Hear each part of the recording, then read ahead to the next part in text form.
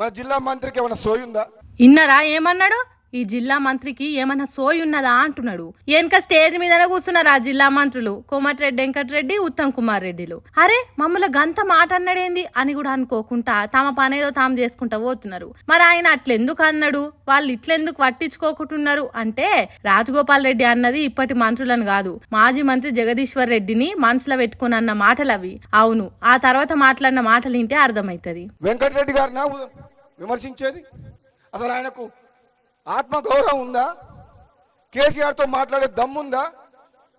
ఇక్కడ ఉన్న ప్రజానాయకుడు, మా ఎమ్మెల్యేలు, ఎంపీలు, మేమందరం మామూలు కాదు, అసాధ్యులం. ఏదంటే అది కొట్లాడతాం, ఈ నల్లగొండ జిల్లాని అభివృద్ధి చేస్తాం. ఆ సత్తా ఇప్పుడున్న నాయకులకు ఉంది.